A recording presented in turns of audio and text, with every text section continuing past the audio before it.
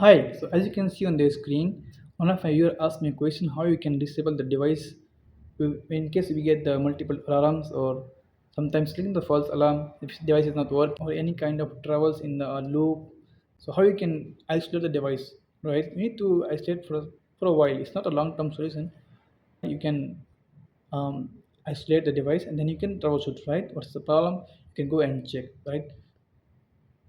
However, if you need to isolate the device, you need to go to the panel.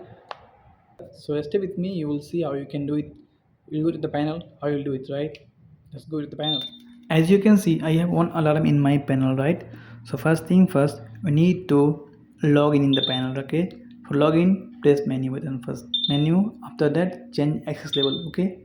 Then press 1 for login, okay? Now put the password 3 times 3, 3. 3, 3, 3, okay? Now enter. Okay, now you have the access, okay? And then check the device address. What's the address for this loop to 18, okay?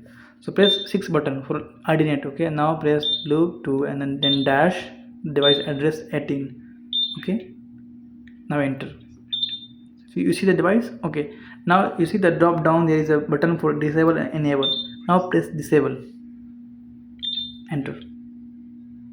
This device is disabled now, okay? Now later in this video I will show you on algorithm the device that I have disabled. First reset, then I will show you. Okay, after the reset will completed, I will show you the device that I have disabled. Okay,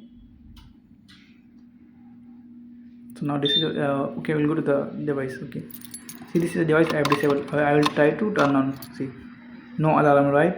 You can see that there is no alarm because this device is disabled now, right? Okay, now same things, I repeat the same thing again to enable the device. Okay, now I have done all my things here. I have when your work is done, just need to enable the devices. Your all work done, enable the devices, right? Done. Okay, see, this panel is now totally this is normal. This system is normal, right? Okay, you see, this is how you can disable or enable the devices in case we get false alarms or like device is not working something, as I told you earlier in this video, right? So this is a way you can do it. So subscribe this channel for more upcoming videos, right, related to fire alarm, BMS and low current. We meet in the next video. See you soon.